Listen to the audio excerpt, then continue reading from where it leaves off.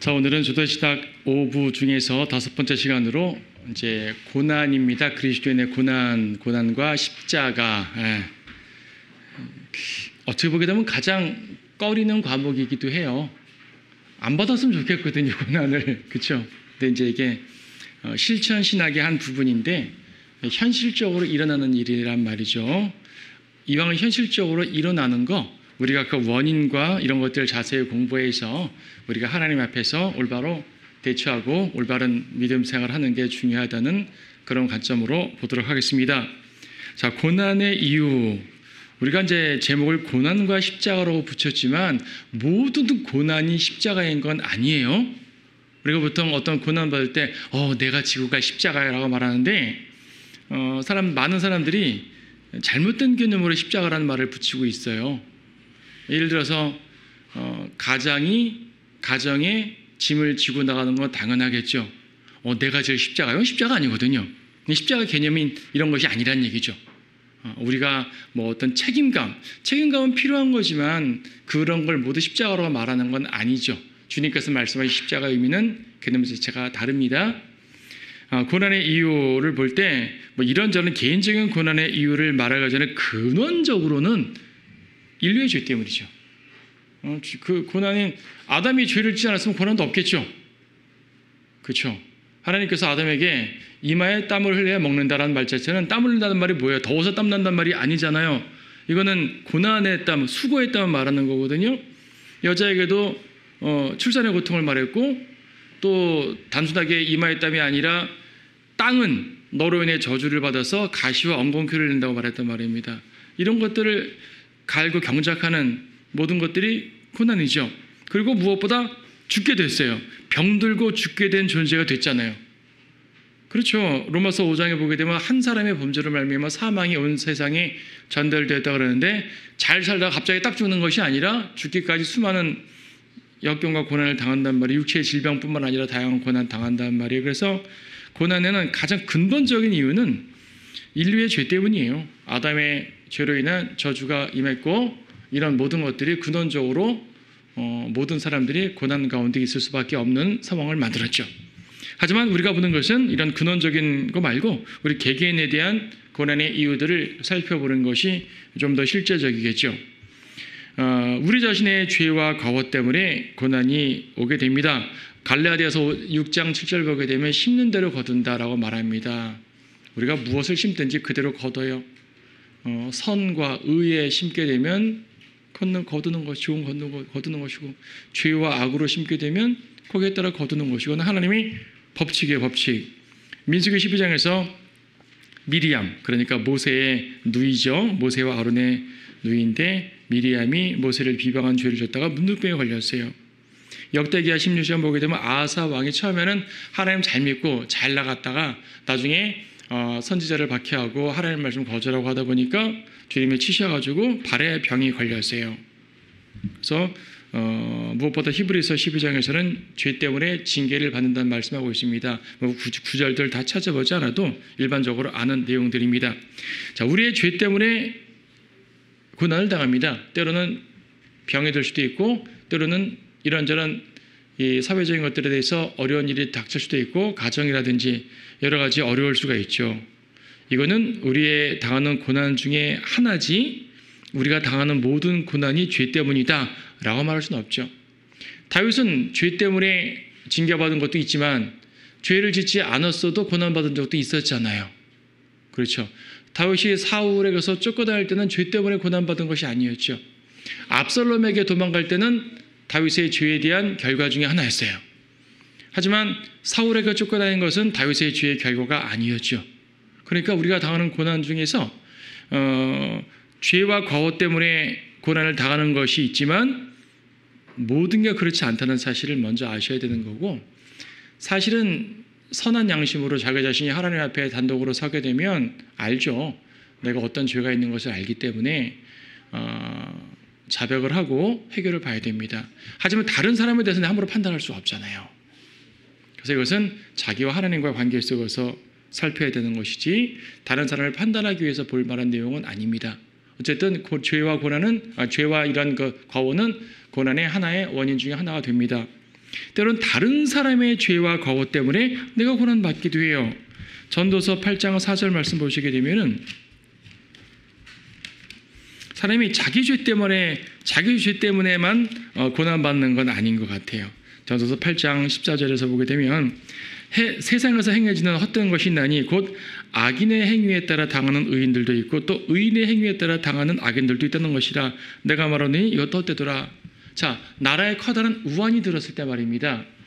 커다란 우환이 들어가지고 많은 사람들이 고통을 당하게 되면 그 중에 하나님 잘 믿는 사람은 고통에서 쏙 빠져나가냐 그렇지 않거든요.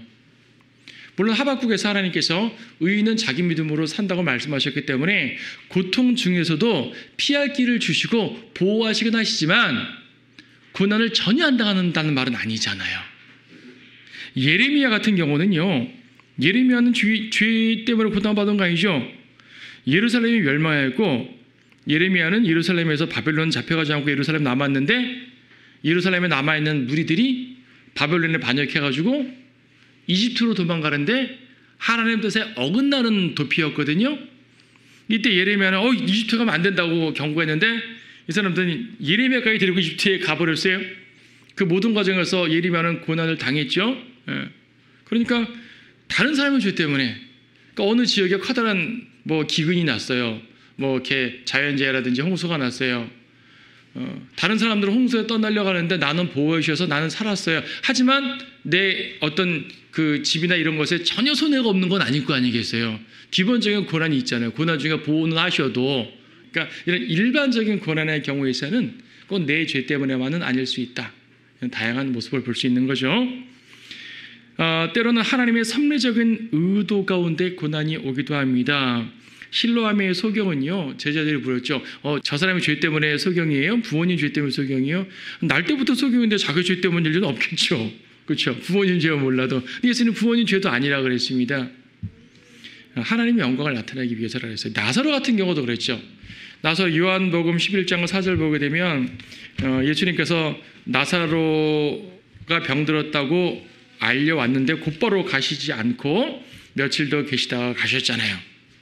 가시면서 뭐라 그러셨냐면 11장 4절 예수께서 그 말을 들으시고 말씀하시기를 이 병은 죽음에 이르는 것이 아니라 하나님의 영광을 위한 것이라. 어느 시간 죽었어요. 근데 하나님의 영광을 위한데요. 살리신단 말이죠. 자, 결국 우리는 이 내용을 압니다. 나사로를 살리신 내용을 알지만은요. 어쨌든 하나님의 섭리적인 의도 가운데 고난을 당합니다. 소경은요. 하나님의 영광을 위하자고 고난을 당해야 됐어요. 어떻게 보게 되면 되게 불합리할 수가 있거든요. 주인들이 볼 때는 그래 이렇게 말할 수 있지만 하나님께서는 이 모든 걸 통해서 더 큰 일들을 이루어 주시는 거예요. 그래서 하나님의 섭리적인 의도 가운데 이렇게 고난을 주실 때가 있죠. 침례 요한이 순교한 거, 침례 요한 나는 쇠락해야 되고 예수님은 융성해야 된다고 말했는데 요한은 결과적으로 잡혔고 죽었죠. 그렇게 위대한 선지자가 예수님께서도 여인에 가서 태어난 자 중에서 가장 크다고 말한 그 선지자가 한낱 공주의 이상한 청에 의해서 목베임 당해서 쟁반하다가 얼마나 끔찍할 뿐 아니라 무슨 저렇게 너무 하찮게 죽었잖아요. 하찮게 죽은 사람들이 꽤 많아요. 여러분 이 로마 시대에 자꾸 카타콤이나 콜로세움 얘기하지만 외부에서 볼 때는 하찮게 죽은 거거든요. 그냥 잡혀서 죽은 거예요. 그냥 잡혀서 사족을 두고 죽이고 화형대에 세우고. 침례 요한의 순교는요. 이것을 통해서 그리스도를 드러내는 아주 숭고한 목적이 있었어요. 그리고 하나님의 영광을 위해서 고난당하고 순교한 사람들은 주님께서 보상을 해주시죠. 생명의 면류관을 주시죠. 면류관으로 보상해 주시고 영광을 주시기 때문에 이 땅에서는 고난을 당했어도 저 위에 가서 영광을 누리니까 감사할 따름이고 히브리서 11장에서는 그들에게 더 좋은 부활, 우리가 모두 부활하지만 상급을 받는 부활, 더 좋은 부활이라는 표현까지 써주셨습니다. 하나님께서 섭리적인 의도로 말미암아 성도를 손해보게 하지는 않으시는 거예요. 하나님이 연단, 비슷한 말일 수도 있지만 연단이기도 하죠. 시편 66편에 보게 되면은 하나님께서 연단하신다는 표현이 나옵니다. 시편 66편 10절에서 오 하나님이여 주께서 우리를 시험하셨고 주께서 은을 연단하신 같이 우리를 연단하셨나이다. 주께서 시험하시고 연단하신다. 야고보서에서는 하나님께서 악으로 시험하시지 않는다 그러셨어요. 악으로 시험한다는 얘기는 죄를 짓도록 유혹한단 말이죠. 이건 마귀가 하는 거예요. 하나님께서 우리를 죄를 짓도록 유혹하는 개념의 시험이 아니라 연단을 위한 시험을 주시기도 하죠. 쉬운 예로 출애굽을 보게 되면 처음에 홍해를 건너서 곧바로 가나안으로 가지 않고 남쪽으로 내려보냈잖아요. 주님께서 의도적으로 시내산까지 가기 위해서였어요. 이때까지 50일 정도 걸렸습니다. 시내산에서 1년 정도 있었고요. 그러니까 1년 한 3개월 정도가 하나님이 의도하신 광야 생활이에요. 거기서 올라가기까지 하면 한 1년 반 되지 않겠어요? 1년 반 내지 2년은 주님께서 의도하신 연단의 기간이에요. 근데 그 이유는 그들이 죄 때문에 받은 고난이죠. 그렇죠. 그러니까 죄 때문에 받은 것도 있지만은 하나님이 연단 가운데 훈련시키기 위한 고난도 있다. 여러분들이 어떤 고난을 받을 때 잘 연단 받으십시오. 인내하시고 승리하십시오. 때로는 마귀가 주는 시험도 잘 견디면 연단이 되는 거예요. 그렇죠. 하나님이 주신 시험도 내가 못 견디고 저버리게 되면 연단 안 되겠죠. 그래서 결과적으로는 우리가 인내로서 이겨야 되는 겁니다. 자, 사탄의 시험, 욥 같은 경우는요, 욥은 죄를 져서 고난받은 것도 아니었죠. 물론 우리가 욥기 계속 묵상했지만 쭉 읽다 보게 되면 느낀 게 뭐예요? 욥은 의로운 사람이긴 하지만 논쟁하는 과정에서 필요 이상으로 자기의 억울함을 호소하는 가운데 자기의 의로움을 필요 이상으로 드러낸 잘못은 물론 있단 말이에요. 근데 이것은 모든 사람들이 죄인이란 질 수 있는 죄라는 거로서 볼 수 있는 거지 욥이 특별히 뭘 구체적으로 잘못한 건 아니었잖아요. 그러니까 죄 때문에 고난받은 것도 아니었죠. 다른 사람의 죄 때문에 더불어 고난받은 것도 아니었어요. 하나님은 의도적으로 너 저 고난에 들어가봐. 내가 너 연단시켜야겠어. 또 아니었어요. 욥은 사탄의 시험이었고 하나님께서 허락하신 것이었어요. 가만히 있는데 사탄이 와서 나 죄 시험하겠습니다. 오케이 해봐. 하지만 난 죄 안 쓰러질 걸 믿어? 하면서 이제 허락하셨죠. 처음에는 몸은 건들지 말고 재산 가족은 건드려. 두 번째는 몸은 건드려도 돼. 생명 건들지 마. 하나님의 허락하심 가운데서 사탄이 시험을 했고 이 가운데 고통을 받습니다. 어떤 경우는 사탄이 거짓 미혹을 주기도 하죠. 열왕기상 13장 18절은 뭐냐면은 그 베델의 거짓 선지자 여로보암이 금송아지를 만들었을 때 하나님이 유다에서 선지자를 올려보내 이제 그 베델에 보내셔가지고 책망하셨는데 거기서 물도 마시지 말고 음식도 먹지 말고 내려오라. 바로 예루살렘으로 오라. 이 사람이 속았잖아요. 베델의 거짓 선지자가 나도 선지자고요. 하나님 나에게 말씀하셔가지고 당신에게 빵 건물을 대접하라고 했습니다. 속았단 말이에요. 마귀는 이렇게 미혹으로 속이기도 합니다. 결과적으로 그 선지자는 사자한테 물려 죽었잖아요. 또한 요한복음 15장 보게 되면 세상이 우리를 미워하기 때문에 우리는 고난을 당하기도 합니다. 직접적으로 주님의 일을 해서 받는 건 아니라 하더라도 우리가 그리스도인이라는 이유만으로 세상에서 많은 것들을 포기해야 될 때가 있어요. 내가 세상 사람과 똑같은 방식으로 뭘 하게 되면 많은 것들을 성취할 수가 있으나 나는 그리스도인이니까 저런 짓 안 해 라고 함으로써 거절하는 것들이 많죠. 이럴 때 미움을 받는단 말이에요. 요한복음 15장 19절에서 만일 너희가 세상에 속한다면 세상은 자기 사람들을 사랑할 것이라 그러나 너희는 세상에 속한 자가 아니요 내가 너희를 세상으로부터 선택하였느니라 이로 인하여 세상에 너희를 미워하느니라. 세상의 미움을 받기 때문에 직접적으로 복음을 위해서 직접 싸우다가 영적 전투 때문에 한 것이 아니라 하더라도 그리스도인이라는 이유만으로 성별하고 포기하고 해야 될 때가 많고요. 그러는 가운데 세상의 미움을 받아서 고난을 당할 수가 있습니다. 그런 경우도 있어요. 세상이 미워하니까. 이 모든 것들은 사탄의 시험이라는 그런 이제 세상의 그 압박이라는 그런 전체적인 악한 의도의 시험이 온 거라고 볼 수 있죠. 자, 그런가 하면 진짜 십자가를 진다고 말하는 것이 바로 이거예요. 십자가의 거침이라는 표현을 씁니다. 갈라디아서 5장 11절 말씀은요. 그러나 형제들아 만일 내가 지금껏 할례를 전한다면 어찌하여 아직도 박해를 받겠느냐 그랬더라면 십자가의 거침에 그쳤으리라. 지금 갈라디아서는요. 바울이 갈라디아라는 지역에서 복음을 전했고 많은 열매들을 맺었습니다. 바울이 갈라디아를 떠난 사이에 예루살렘에서 율법주의자들이 갈라디아 교회들을 찾아와가지고 너희들 율법 지켜야 돼, 할례 받아야 돼, 막 이렇게 율법을 강요한 거예요. 갈라디아 사람들이 거기에 대해서 일부가 현혹돼가지고 혼란에 빠져 있었어요. 바울이 편지를 보내가지고 그거는 거짓 복음이야, 그건 다른 복음이야, 은혜에 행위를 더하게 되면 그건 다른 복음이 하면서 이제 책임을 막 했단 말이에요. 하면서 하시는 말, 이제 그런 문맥을 사는 건데, 내가 이렇게 유대인들에 대항하여서 오직 은혜, 오직 믿음만 전하다 보니까 나는 박해를 받고 있는 거야, 미움을 받고 있는 거야. 내가 만약 미움받지 않기 위해서 유대인들처럼 오케이, 율법도 지키고 할례도 받고 이렇게 내가 이렇게 가르친다면 나는 그들에게 박해받지 않아 라는 문맥이에요, 지금. 그런 말이에요. 그러니까 십자가의 거침이라는 것은 내가 십자가로 말미암아 거치는 존재가 됐다는 얘기예요. 걸림돌이 된 거예요. 저 사람들은 나를 되게 불편해하는 거죠. 내가 바른 말하니까, 진리를 전하니까. 지금 이제 갈라디아 문맥에서는 유대인들이라는 세력이 있기 때문에 이들을 대항하다 보니까 이렇게 된 건데, 거꾸로 이방인 사회에서는 다른 방향의 걸림돌이 생길 수도 있겠죠.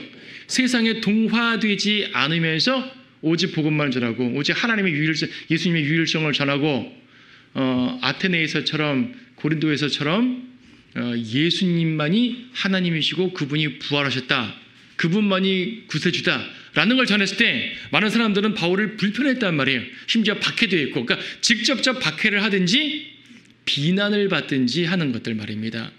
내가 주님의 일을 위해서 행할 때, 주님을 위해서 직접 싸우다가 비난받고 박해받는 것, 이걸 십자가로 말하는 거예요.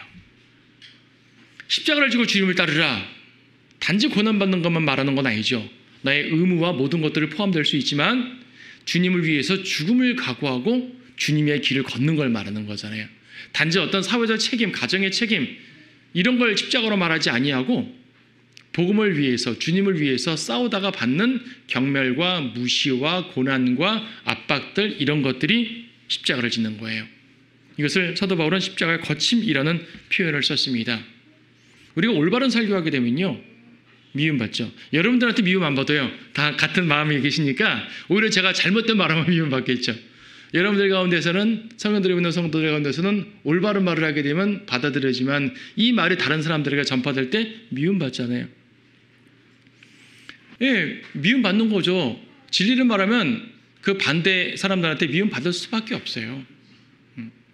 여러분이 개인 구령할 때는 가능하면은 사람을 얻어야 되니까 부드러운 말로 진리의 말씀 가지고 하지만은, 설교하거나 진리를 선포해야 될 때는 당연히 사람들의 좋아하는 말만 할 수는 없잖아요. 사도 바울은 그랬단 말이에요.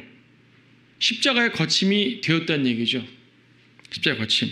거기 보게 되면요, 제자의 징표가 십자가를 지고 주님을 따르는 거라 그랬어요.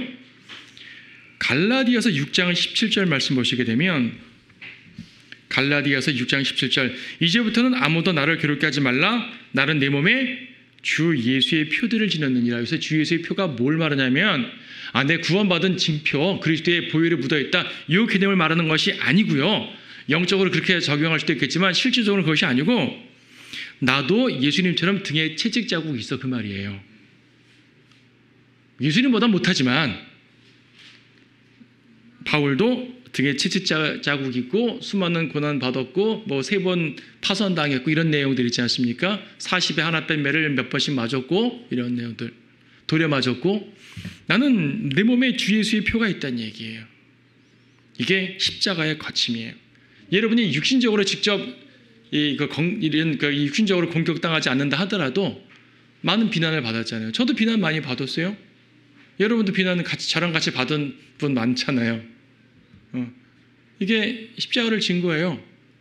그렇게 해서 굴복했으면 십자가를 진 게 아닌데 굴복하지 않고 끝까지 갔단 말이에요. 진리를 위해서 나갔단 말이에요. 주님의 진리를 위해서 당하는 고난과 압박과 비난들, 이런 것들을 십자가의 거침이라고 표현합니다. 고난 당하는 거죠. 네, 고난 당해요. 그러니까 이런 것들을 잘 견뎌 이겨야 되죠. 어떤 사람은 고난을 받더라도, 이런 비난을 받더라도 잘 이겨나가는 분이 있는가 하면, 어떤 분들은 이 비난을 못 견뎌서 그냥 주저앉아 있는 분도 있고, 때로는 어떤 사람들은요, 너무나 비난을 받다 보니까 제 비난이 아무 효력이 없는 걸 알거든요. 비난이 효력 없어요. 까닭없는 비난은, 까닭없는 저주는 임하지 않는다고 말씀하셨잖아요. 근데 여러분, 인간의 나약함이 어떠냐면요, 자꾸 듣잖아요. 자꾸 비난받으면 주눅이 들어요. 주눅이 들고 거기에 좀 약한 사람들은 무너져 버립니다. 그래서 신앙을 포기하거나 아니면 이상하게 나가는 경우도 생기는 것이고요. 다양한 상황이 생길 수 있습니다. 그래서 십자가를 지는 길은 쉬운 것만은 절대로 아닙니다. 주님을 굳게 의지하지 않으면 안 되는 거예요. 자, 다양한 종류의 이런 고난들이 있었습니다.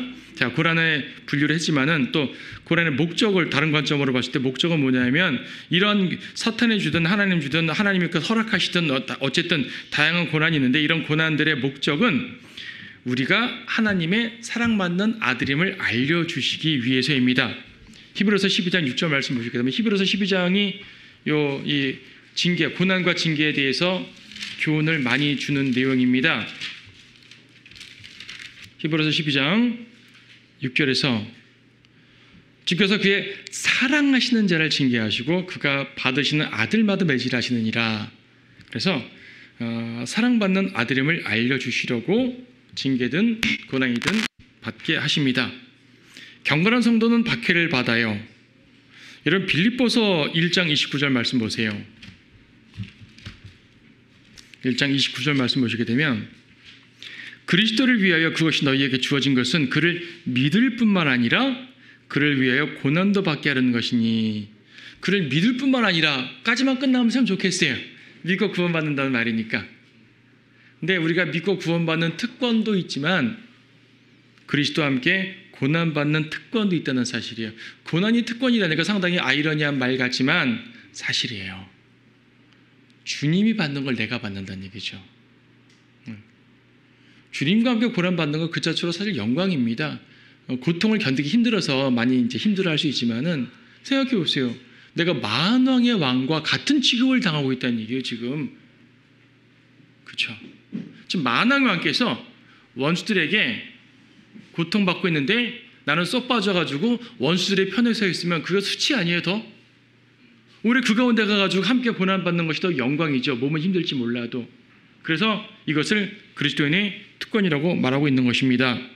또한 우리의 유익을 위해서입니다. 앞에서 하나님의 영광을 위해서 고난을 허락하신다고 했는데, 그럼 하나님께서는 참 괴팍한 신이라 가지고 자기의 영광만 되면 사람들은 막 그냥 괴롭혀도 된단 말인가? 이게 아니죠. 이방신들이란 그런 거예요. 마귀들이란 그런 거예요. 하지만 하나님은 절대 그렇지 않거든요. 하나님께서는 그분의 영광을 위해서 희생한 성도들에게 반드시 보상을 해주시는 분입니다. 우리의 유익을 위한다고. 히브리서 아까 12장 보셨죠? 히브리서 12장을 좀 더 보시게 되면 10절에서 그들은 정녕 자기들이 옳다고 생각한 대로 며칠 동안 우리를 징계하였지만 하나님께서는 우리의 유익을 위하시고 우리의 유익을 위하신다 그러죠. 유익을 위하시고. 베드로전서에서는 1장 7절에서는 금같이 단련되어 나온다고 말합니다. 영국왕 조지 5세인가 영국왕이 한 번은 저희 그 도자기 파는 데에 갔었대요. 도공의 집에 방문했는데 똑같이 생겼는데 어떤 도자기는 아주 그냥 빛이 나고 윤기가 잘 흐르고 너무나 아름다운데 어떤 도자기는 똑같은데 윤기가 없어요. 그래서 전에 왜 두 개가 생긴 건 모양은 똑같은데 왜 이렇게 빛이 다르지? 했더니 하는 말에 전하, 이 도자기는 불에 들어갔다 나왔고 이 도자기는 불에 들어갔다 나오지 않았습니다. 라고 말한 거예요. 불에 들어갔다 나와야지 아름다워지고 단단해지고 쓸모있게 되는 거죠. 연단된다는 거. 시편 11편에서도 주의 말씀이 7번 단련됐다는 말씀도 하는 것이고 순수한 은 같다고도 말하잖아요. 연단되는 거예요. 우리도 마찬가지로 연단됩니다. 정금같이 되리 찬송도 있지 않습니까? 나 주 안에 연단받아 너 정금같이 되리. 베드로 전서 1장 7절을 염두에 두고 쓴 가사인데요.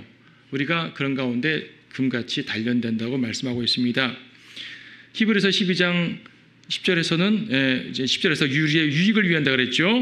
11절에서는 의의 화평한 의의 열매를 맺느니라. 열매도 맺게 되네요. 디모데후서 2장에서는 유업을 받게 되죠. 주와 함께 다스린다고 되어 있습니다. 유업을 받게도 멸류관도 받습니다. 우리를 거룩하게 하시려고 같은 12장 히브리서 12장 10절의 뒷부분에 보게 되면 우리의 유익도 위하시지만 우리로 그분의 거룩하심의 참여자들이 되도록 하시느니라. 그분의 거룩하심의 참여자들이 되게 하십니다. 우리를 거룩하게 하시려고.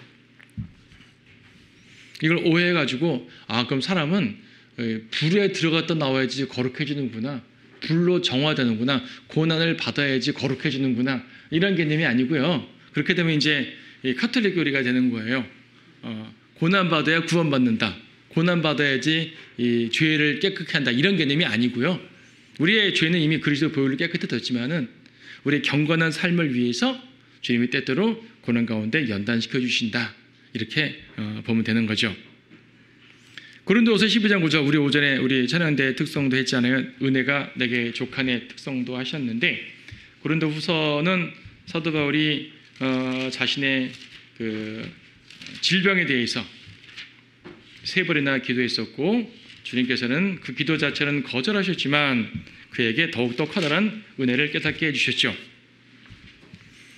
7절 지극히 위대한 계시들의 풍성함으로 인하여 내가 자고하지 않도록 육체의 한 가시직 사탄의 사자를 내게 주셨으니 그가 나를 쳐서 자고하지 못하게 하려 함이라.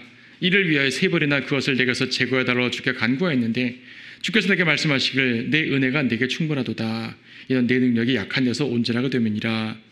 은혜가 충분하시다는 것은 뭐냐면 이거예요. 내가 너한테 은혜를 더 줬으니까 더 이상 줄 거 없어. 끝. 그 말이 아닙니다. 충분하다는 말은 그 말이 아니고 너 지금 약하지?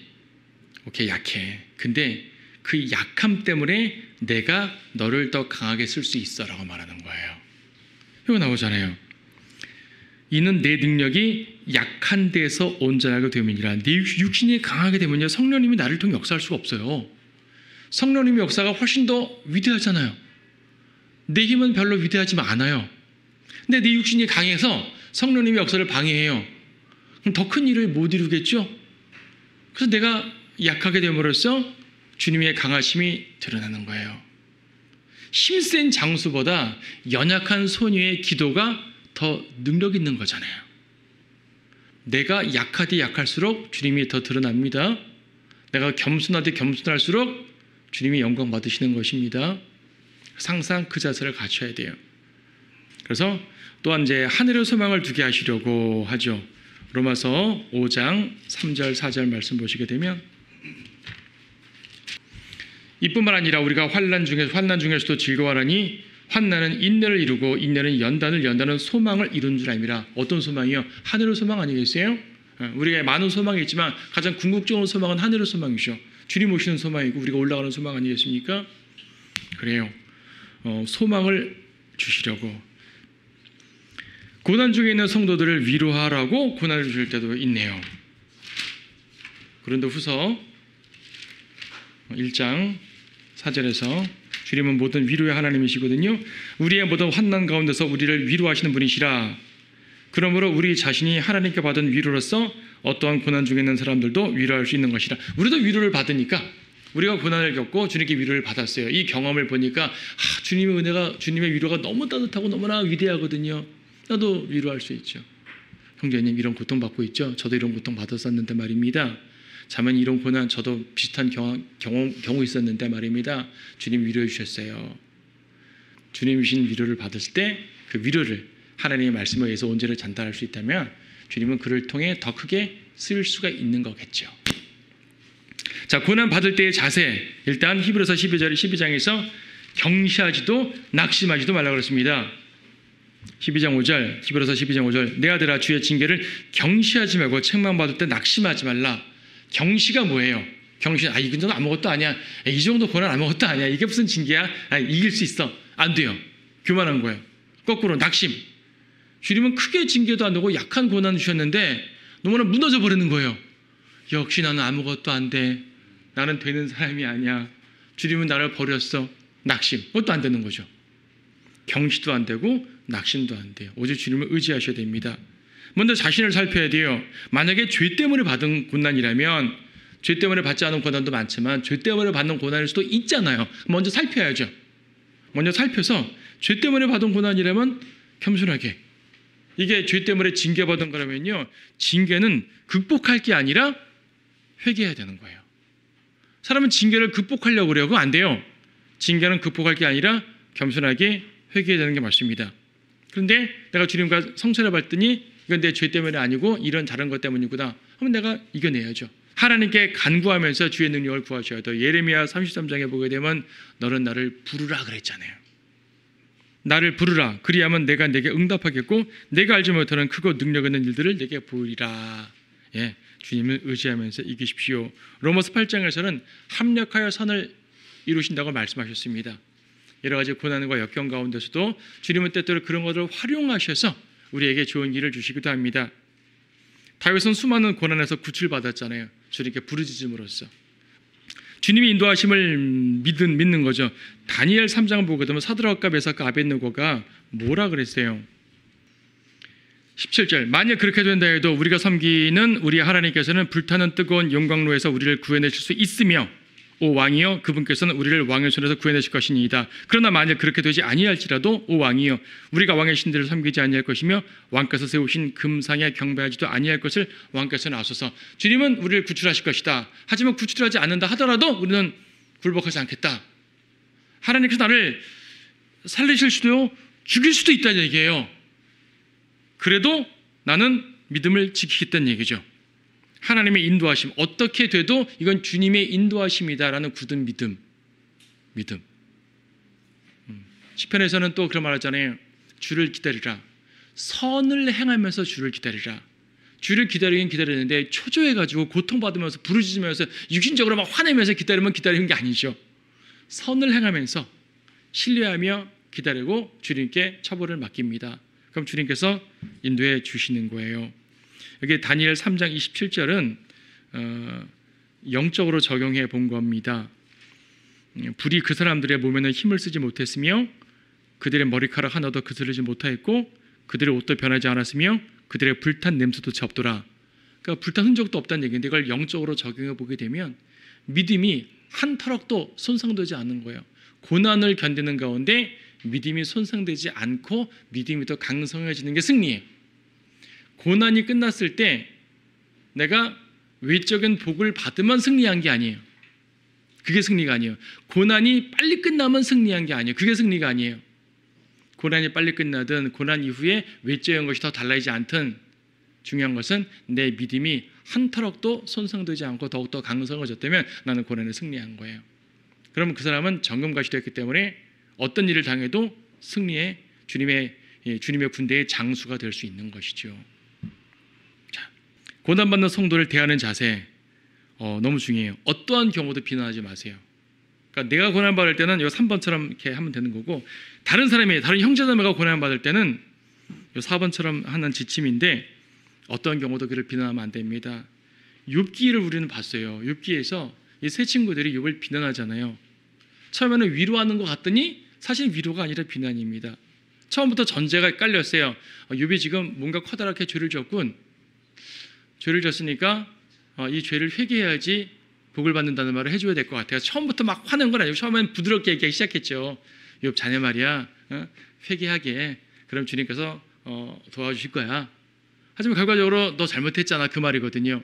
욥은 그것이 아닌데 그래서 직접 비난하든지 간접적으로 옆에서 험담하듯 비난하든지 절대 안 됩니다. 내가 알기로 저 사람 어떤 잘못을 했는데 말이에요. 저 사람 잘못 때문에 지금 저렇게 아픈 거야. 절대 그러면 안 된다는 얘기죠. 본인이 잘못해서 벌 받은 거는 그건 본인이 주는 게 해결할 일이에요. 옆에서 그런 거 책망하면 안 됩니다. 그리고 정확히 알지도 못하잖아요. 정확히 알지 못해요. 만약에 자기 자녀고 자기 가족이고 너무나 잘한다면 진정한 충고를 할 수도 있겠죠. 사랑해라 충고. 하지만 옆 사람들에 대해서 잘 모르는데 함부로 충고하면 안 돼요. 욥기 8장을 보게 되면 이건 진짜 누가 봐도 축복과 위로인데 사실은 위로를 빙자한 비난이었어요.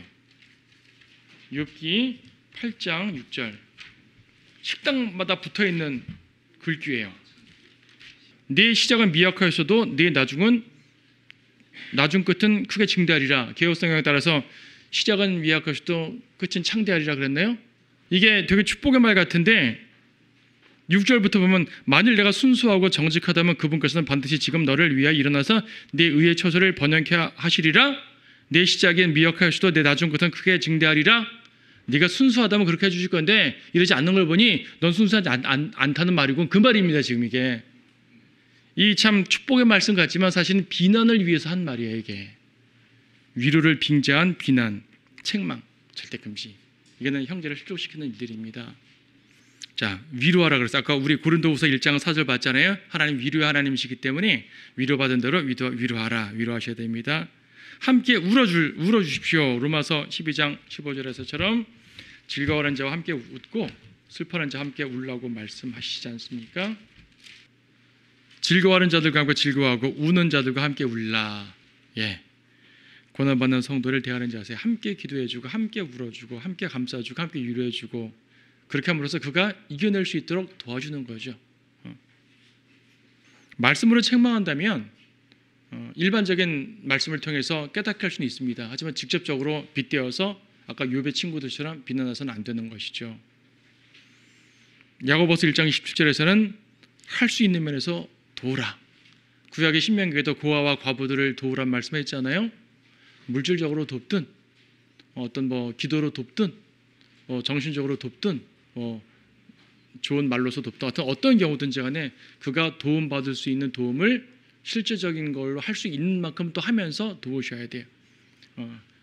도움되지 못하게 말로만 대충 넘어가지 말고 내가 할 수 있으면 무엇인가를 베풀고 그리고 무엇보다 기도로서 함께 힘을 내서 도와서 그로 하여금 하나님 말씀을 의지해서 이겨나갈 수 있도록 힘을 주게 도와줘야 되겠죠.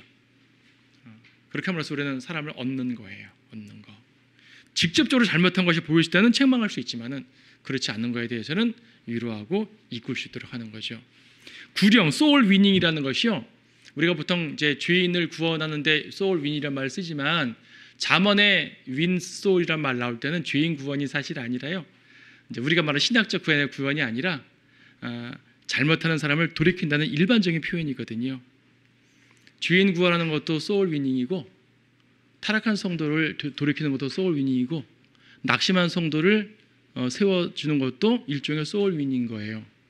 그 사람을 세워서 얻는 것이니까 주님께 얻는 것이니까. 그렇게 우리는 자기의 고난과 또 성도들의 고난을 함께 보면서 기도하고 이겨낼 수 있는 우리들이 되었으면 좋겠습니다.